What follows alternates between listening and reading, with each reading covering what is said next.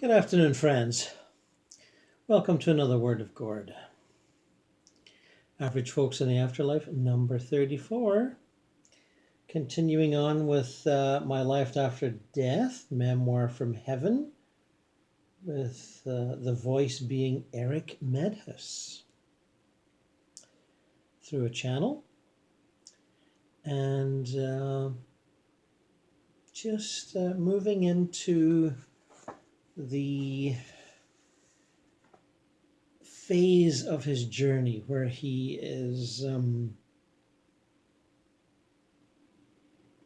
pretty sure he's passed over, but he wants to make his goodbyes, and the challenges faced by someone who passes in a traumatic situation, and the wounded humans that they leave behind.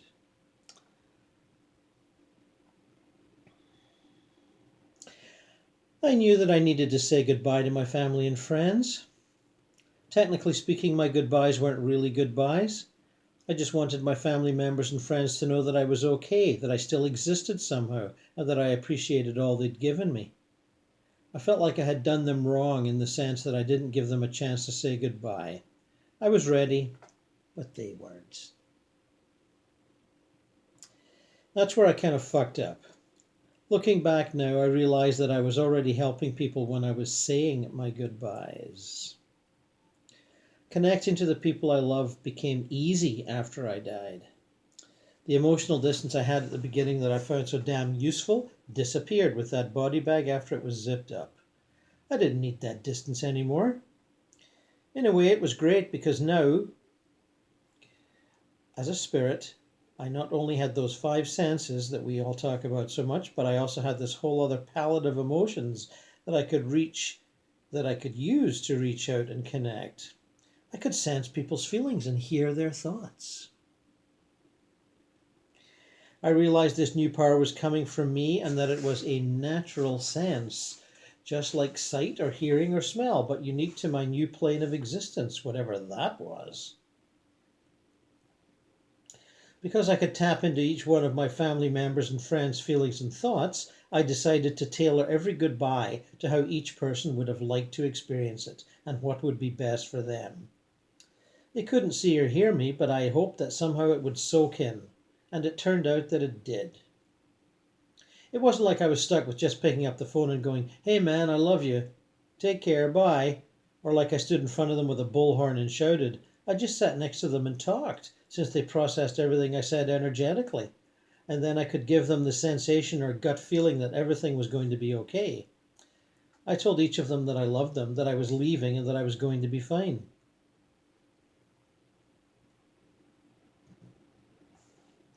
I said bye to my sisters and brother first. I started with Christina. I visited her at her house the night of my death. She was lying on her couch with the covers pulled up around her chin, trying to digest the events of the day. I could see that she was both shaken and in shock from processing everything that had just happened. At the same time, she was numb. Can you be numb and shocked at the same time?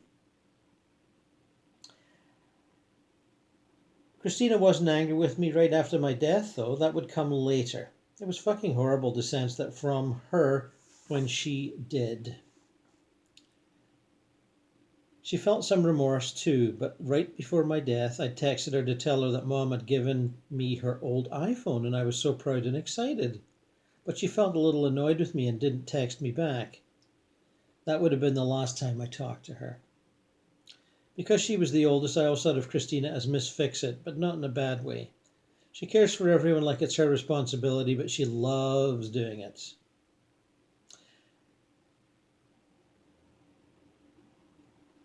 Her grief was absent and disconnected so she could protect herself from it.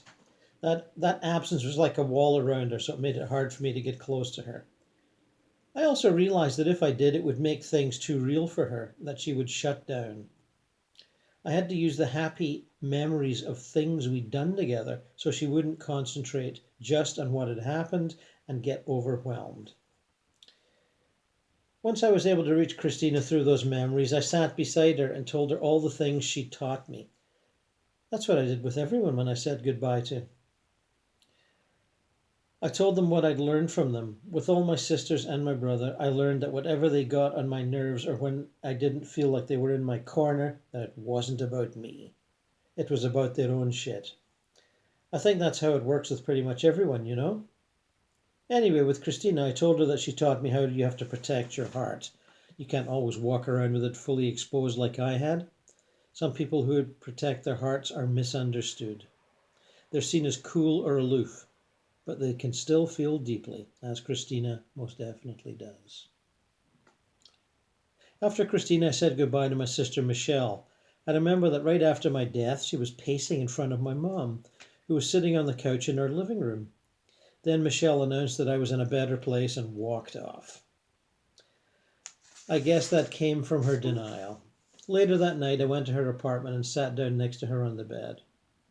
I could tell she was wondering why she couldn't have fixed me and why she couldn't solve the problem that had unfolded in front of her. I nicknamed Michelle the Gravedigger because she had to dig me up in her mind after I was dead to fully process that I was gone. Besides Marie and my mom, she was the only one who saw me after I shot myself, so she had to see that graphic image again in her mind and talk about it out loud to know that it was real. That was the only way she could wrap her head around what had happened. Maybe she thought that would give her closure. Michelle was in so much shock that I had to pretty much sit on top of her and hold her down to help control her thoughts about me and eventually be okay with saying goodbye. While I was with her, I noticed she was thinking of dozens of thoughts at once, most of them in the form of why? Why hadn't she seen it coming? Why hadn't she been more aware? There were also lots of hows, whats, and whens floating around in her head. How did I come to the decision to leave? How was she going to be able to move forward? How was she going to talk about it with other people, like what was appropriate to talk about and what wasn't? Michelle also wanted to know when I'd started thinking about it and when I'd come to the conclusion to take my own life. What made it especially hard for her was that we had had a falling out a few weeks before. So fleeting moments of guilt and regret washed over her while I sat with her. While I sat with Michelle, I learned a ton from her. We had been very close and had spent a lot of time together, so I told her that she taught me what it was like to be a real friend. And I also learned that with friendships, you can sometimes tear each other apart, and that can be the path to sewing yourself together into a new and better you. Next came Lucas. I hung around him in the backyard for a while and then followed him back into the house. Walked by his side and followed him up to the bedroom. When he sat down on his bed, I sat next to him. Other than my mom, he was more in shock than anyone else. It was so overwhelming for him that he couldn't even get a sense of how his body felt. I could sense that the energy of every cell in Lucas's body was quivering and vibrating at a higher than normal rate. He couldn't believe I was dead. Lucas thinks very analytically, and he couldn't find the logic behind what I had done. So the whole thing did not make sense to him.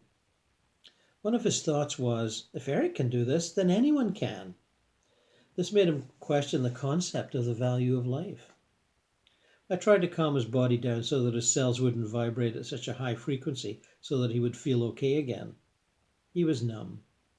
He couldn't feel his emotions, and I guess that's because he's the kind of guy who feels later after he's a chance to process things. Lucas is the one in the family who wants to feel but tucks everything away instead of fully immersing himself in his emotions. I should have done more of that. I kind of fucked things up for him because my death caused him to stuff his emotions down even more, and that made me feel like a dick. But I did learn something from the way he handled his feelings, both after my passing and in general. I learned that it's okay to take your time. Instead of jumping right into the pool, you can walk around the edge and figure out which side you want to jump from. Then you can stick your toe in to test the water. You have to jump into the pool of your feelings eventually. With Lucas, he's about observing things and taking his time before making a decision about something or deciding what to feel. And I thanked him for teaching me that. Then came to my sister Annika. A couple of hours after I died, she went upstairs to her bedroom and I sat beside her. I could see that she was trembling and crying. Her energy looked like shattered glass that had been glued back together. Right then, she had no way of mending or counselling herself, so she felt extremely helpless. I sensed the weight on her shoulders. She tends to feel responsible for everyone else, and now she felt a responsibility for helping my mom get through the day. She didn't know if she could, but she had to try. And so, in spite of her grief, she sacrificed the opportunity to heal herself and immediately concentrated on helping my mom. She wanted to make sure mom was okay. In fact, right after I died, she got a wet paper towel and gently wiped the blood off my mom's hands, the blood that had come from hugging my body. Annika wanted to do something, anything. Annika was also pissed. She couldn't understand why this was happening. She couldn't believe that I had put her in this situation. She couldn't believe that I had put anyone she loved in this situation. As I sat with her, I told her she needed to take care of herself first. Otherwise, she wouldn't be in any kind of shape to help anyone else.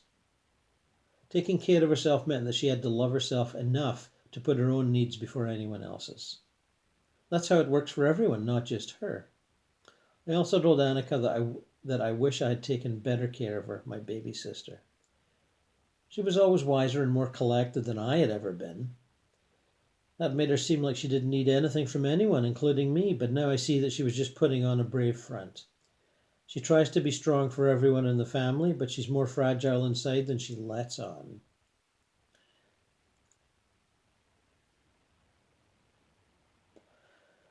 I guess that's why I never reached out to her. I had troubles of my own, so that made helping my family members difficult.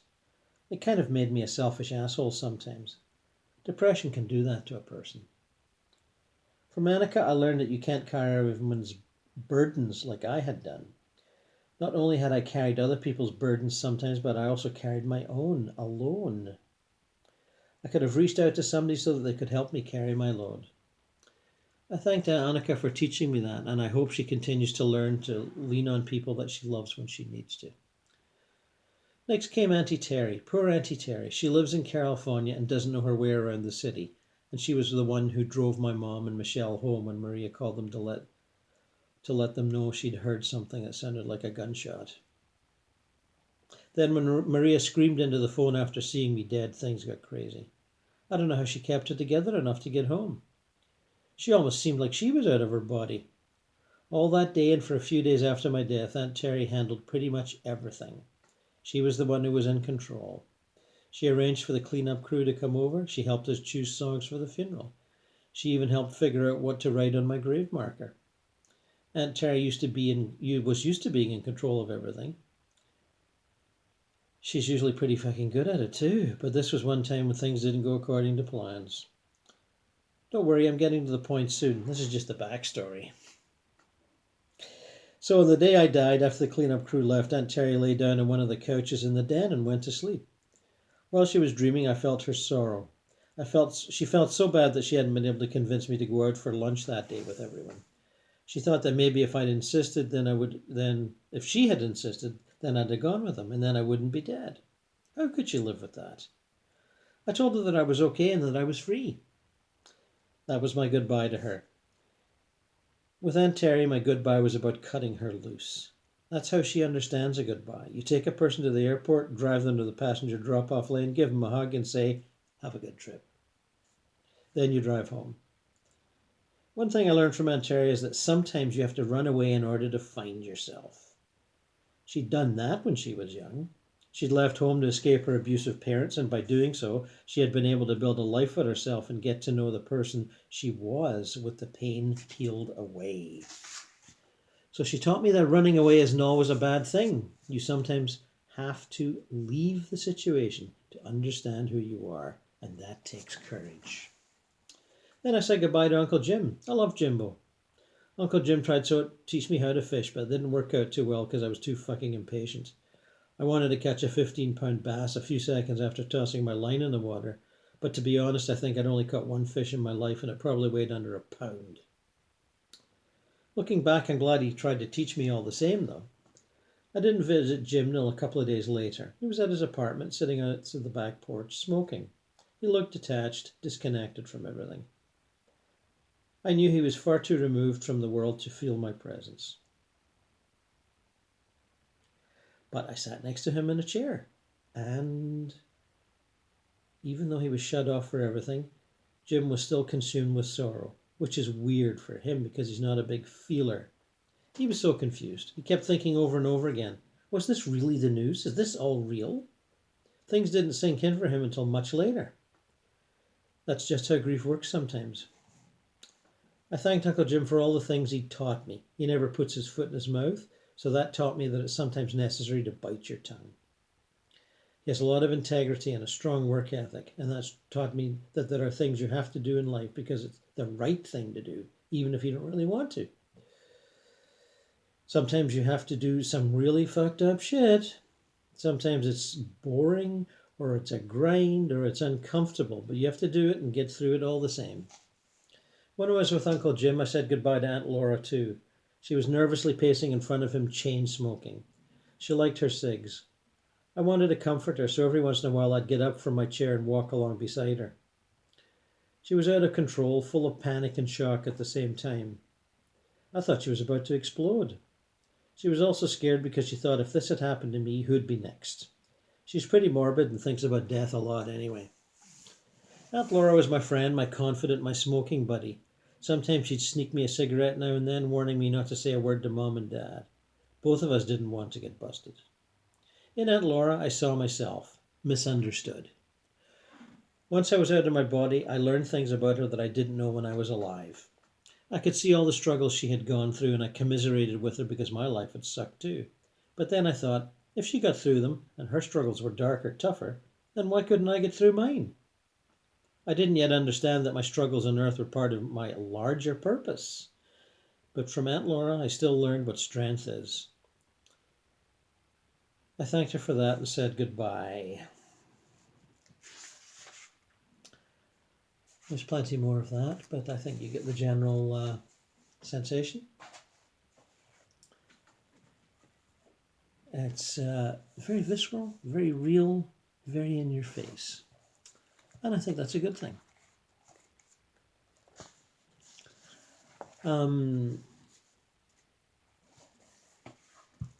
to put hearts and flowers and everything is smothering. We need to confront the actual intensity of what's happening. And once you do, you realize it's more like, a big wind that you can spread your wings and fly on instead of, cowering under the bed and holding your head in your hands. So back to An American Heaven, my novel about Melanie, the 19-year-old that died in the car crash, or would appear to have died in the car crash.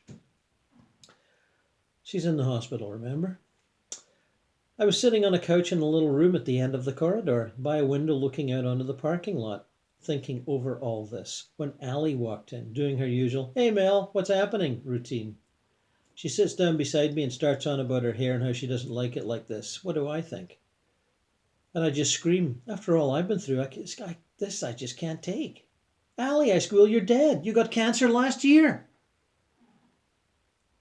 "Mel," she squeals back, "guess what? You're dead too. You blew it in Eric's car." Of course, I thought she was shitting me.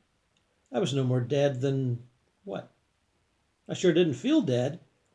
Allie went on to explain that no one ever feels dead. That's a big trick. It plays on you. You're dead and you just don't know it. Especially if it happens quickly, like with me. Some don't know it for years. She knew because of all the exhaustion from the cancer.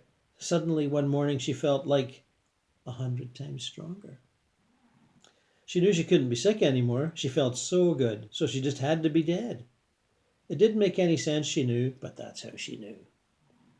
So we exchanged a bunch more notes. I told her how sad everyone was after she died and what her old beaus were up to, but she knew it all anyway.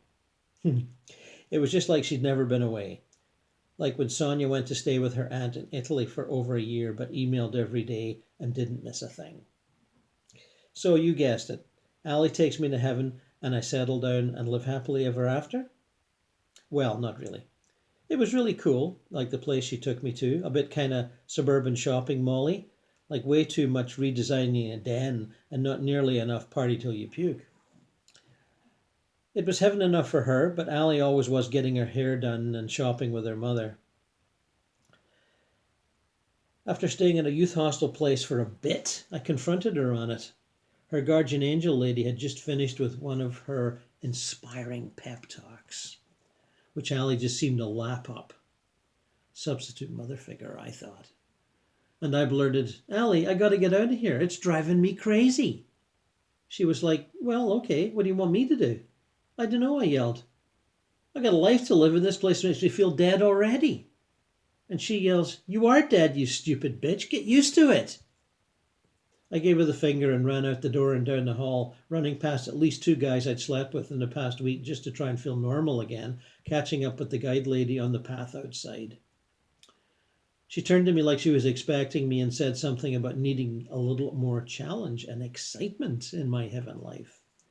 Stunned, I said, "Sure, take me to it." And that's how I ended up in this experimental college in the foothills here, in this seriously cool dorm that snakes over the ground like a sleeping reptile, and the windows are huge and full of forest.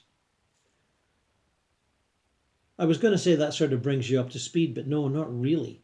And why do I want to bring you up to speed anyway? Because you'll have a hard enough time believing I'm dead at all. I don't blame you. I had a hard time believing it myself. I still do.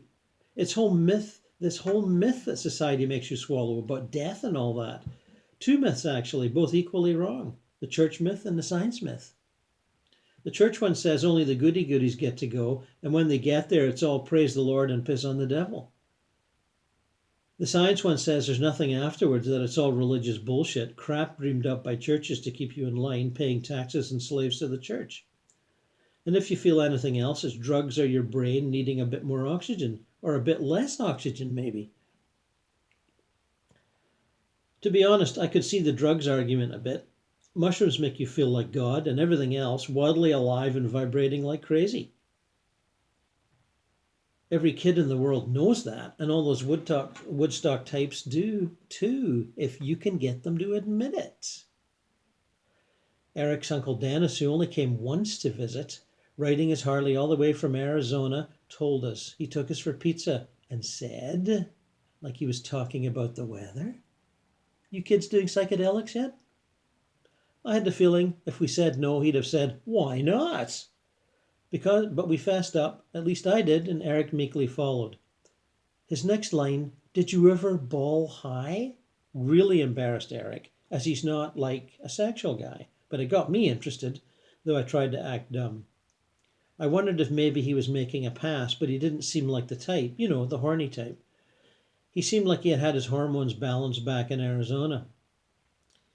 Eric said he had a woman that he lived with, a yoga teacher or something, but that they'd never met her. I don't know why, but I trusted him. When he was telling us this stuff, it was like he was weird or something, or not really weird, but he looked you in the eye, and gently, like he cared.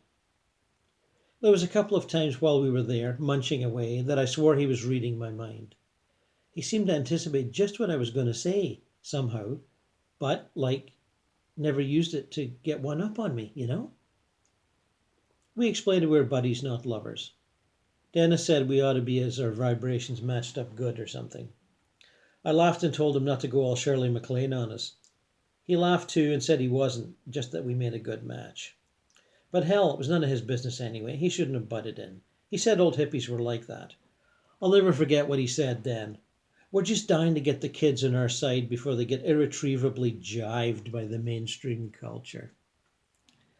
Eric told him not to worry, we were cool. We'd seen Easy Rider and we had all the Kevin Smith movies on DVD. I said, "Sure, and Michael Moore too."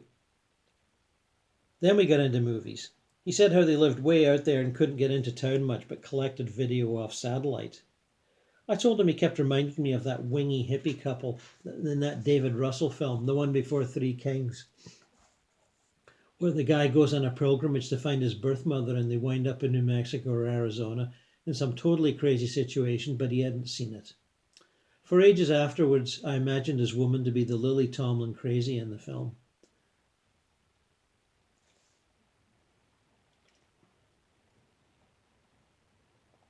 And movies gets you into all that conspiracy theory stuff, which Eric is totally into.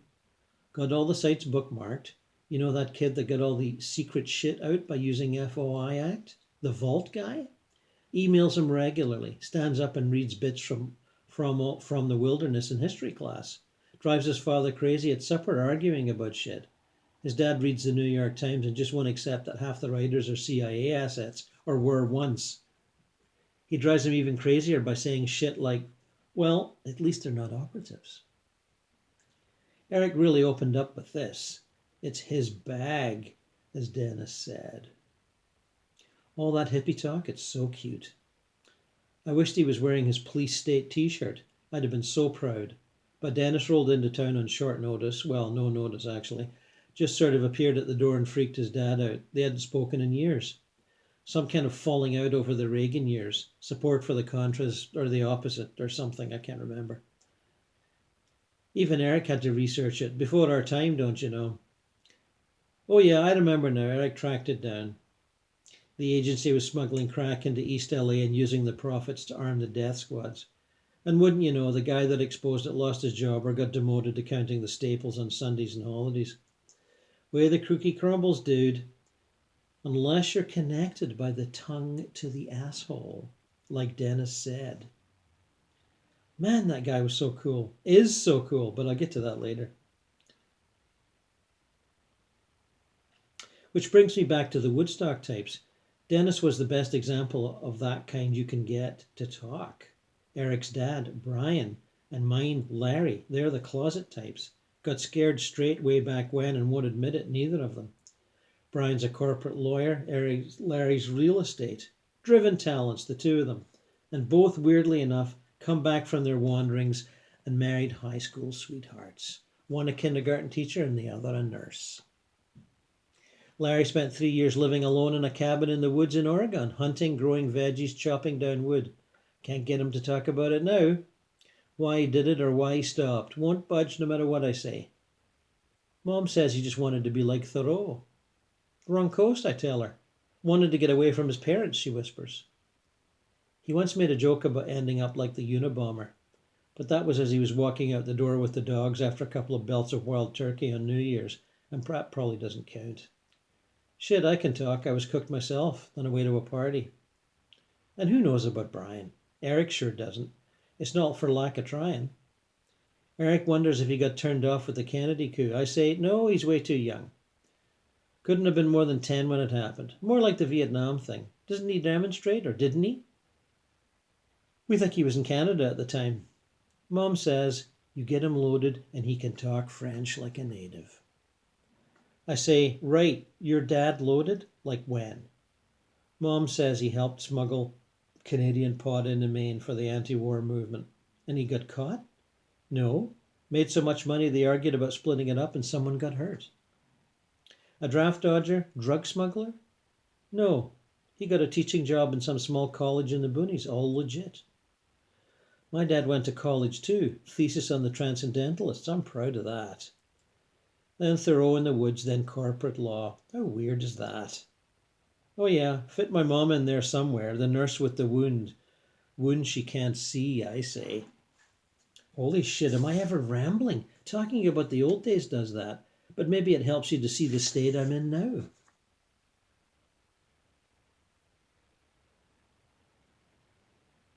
I guess that's sort of happy. Way happier than I bet a lot of you would have suspected. But still connected to family and friends.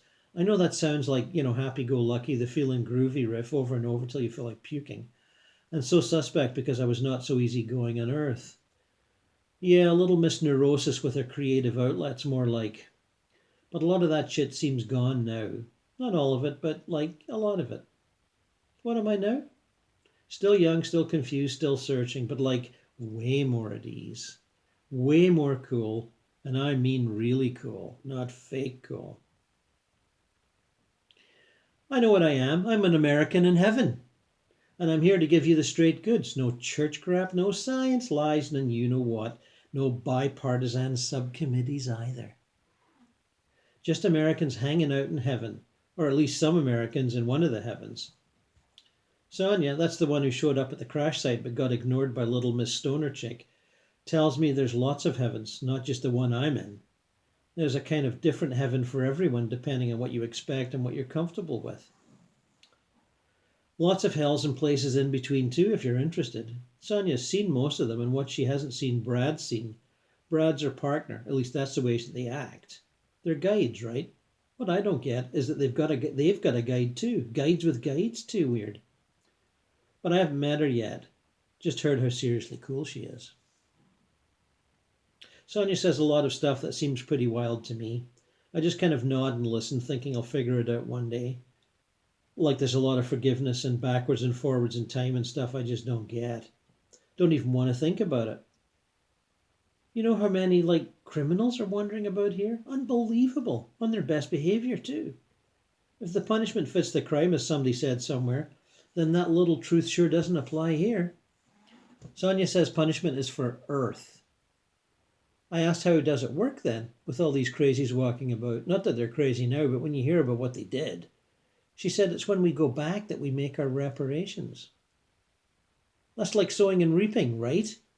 Yeah, she says, and you can call it karma in action too. Karma, says I. That's one of those new age words, isn't it?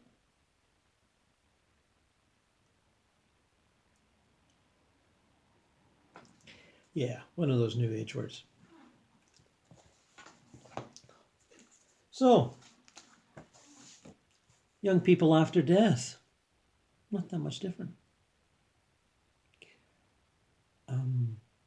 Attitudes firmly in place. Habits. Slants. Egos. A little bruised and battered, but still there. And certainly not apologizing for anything, that's for sure. Although I guess Eric did a bit. Anyway, that's all for today. And what can I say? Life is eternal, and things don't change nearly as much as you think it does. Even if you can fly and change places from one continent to another, by the wink of a thought, as you can on the astral, it's still wherever you go, there you are. Because you are a created being with a personality and attitudes and memories and neuroses, only some of which have been worked out here. And some of the others get to be worked on there. As I've said elsewhere, life in the astral plane is the second half of your life. This one here is the first part of your incarnation. And the stuff that you don't get to here, you can get to there. Whether it's learning the cello, saying sorry to all the people you were rude to, or studying the economic history of the planet as it evolved through feudalism and capitalism and all that nifty stuff, or making replicas of Louis XIV furniture, as some people like to do. Serious carpentry. Anyway, there's lots to do there, and it's all about what you didn't get done here and what you would like to do to fulfill yourself, as we will see as we move along these parallel paths, Melanie and Eric. And until we meet again, I shall wish you a fond farewell.